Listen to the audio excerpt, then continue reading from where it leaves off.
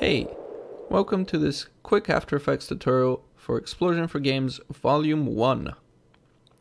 When you open the folders, you'll find your 8 Explosion assets. Each is going to come with its own After Effects source file. When you open that up, in the project layout, you'll see all the different passes. The main composition is our flipbook. In here, you'll find a main controller layer, and it's got a few handy settings to help you change the layout or change the look or just flip through the different sort of flipbooks. Now, if you want to change the layout of the composition, all you have to do is jump into the X repeats. Let's say we want to make a 64 frame flipbook. Set that to 8. We want to keep the resolution the same, and then just in the composition settings, just change it to 8 times your frame, which is 8 times 512. And there you go. If you want to actually change the animation itself, you're going to have to jump into the retimed sub-compositions. And then there's a little time remap setting. Basically, if you set it to the graph editor, then you can now start nudging this setting to just speed up. Maybe you want to make sure that the entire animation plays through in 64 frames. You can see it here. And that's how you do it. Let's go back. Set this to however it was, which was 320. Cool. Jump back in here. Let's reset. Cool. So I've gone ahead and reset it. Now, let's add some fire. First of all, let's turn it on, just so we can see it. By default, fire will be fairly dim. This is done so that in engine, you can do further adjustments to your fire to make it really stand out without suffering any clamping issues. But for now, let's make it cooler in here. Jump into the fire retimed composition. There we go. There's already an adjustment layer in here, which is, as you can see, fairly turned or dimmed down. Currently our range is roughly between 0 and 0.5. Let's change it. Set this exposure to 0, just so you can see it. Yeah, that's fairly bright. Let's make it a little bit brighter. You can even go crazy and just test the limits of it. Yeah, that's some very high values. Let's go back. 0.5. Now, in order to make it glow, we'll do the age-old trick. Make some clones, blur them a different amount, and take it from there. I'm going to press Ctrl D to clone my layer. I'm going to add in some blur, maybe a fast box blur. Let's go with 16, maybe 8. Set that to add, and then you can press T for the opacity, and then just turn that down. Let's go with 12. Then rinse and repeat a few times, however you want your blur to look. I'm going to just do it one more time. Cool. So now, going back to your flipbook, you should be able to see it. There we go. Now the same goes for our smoke. By default, the smoke will have an adjustment, just so they can make better use of your range. If I turn off the levels adjustment in the smoke retime composition, there you go.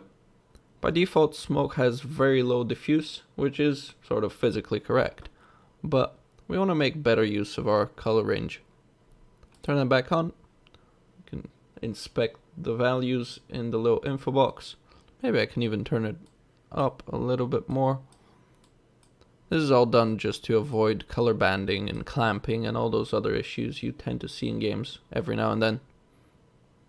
There you go. So we've got values that are roughly between 0 and 0.8, 0.9, which is pretty good.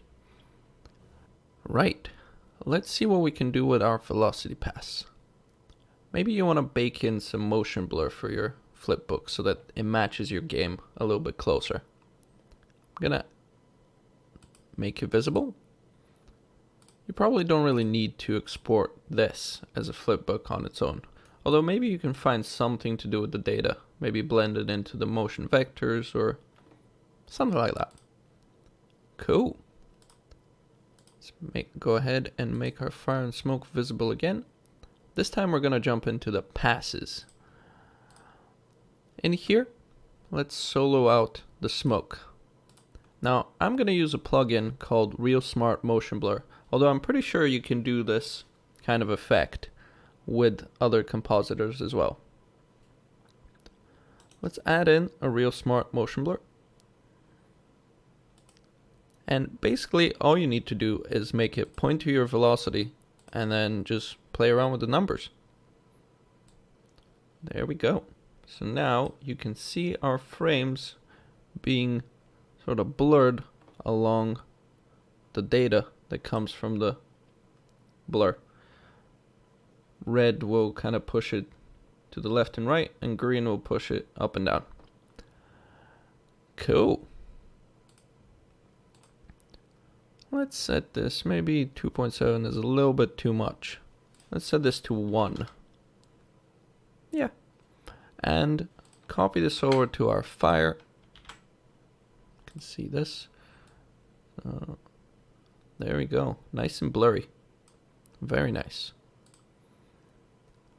Now I did find a little gotcha to do with this. If your blur isn't appearing in your flipbook, you might want to jump back in to the passes and set up your composition.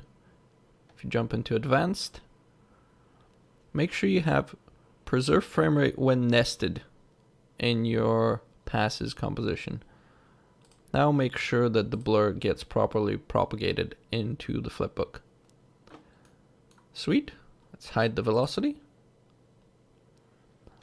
And yeah, it's fairly subtle, but it does add another extra layer of believability to your explosion.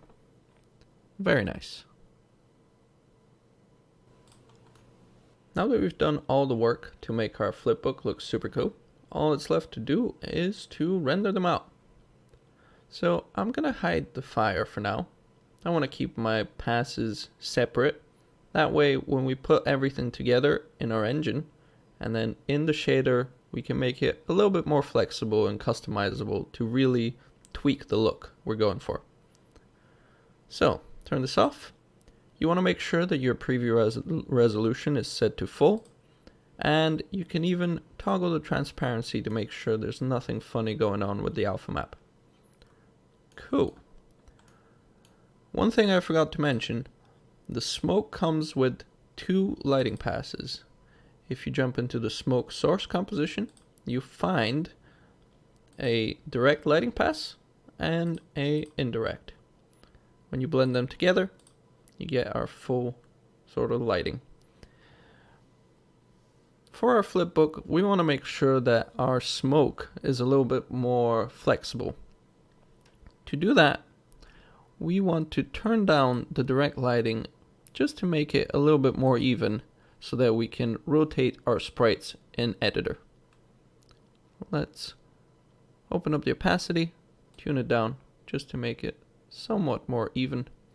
And then a little tidbit, you can press this track mat to make sure that the 2 alpha channels of our passes are not added together. Just like that. Cool.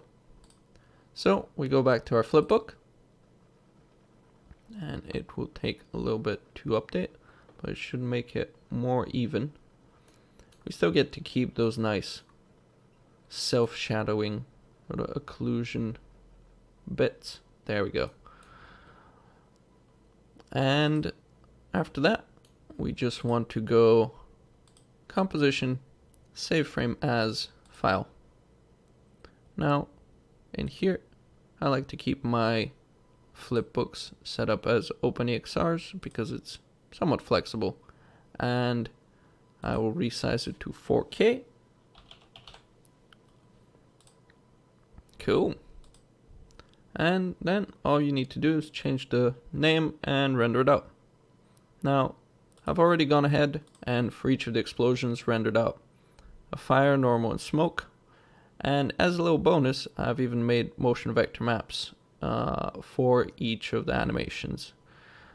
The motion vector maps are done through Slate, which is another sort of mini software that's built for flipbooks, and it is fantastic for doing flipbooks in games.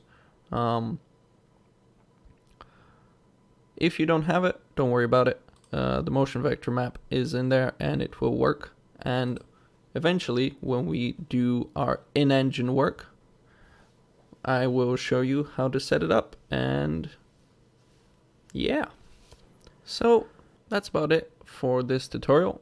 If you have any questions or you run into trouble, feel free to drop me an email and I'll be sure to help you out.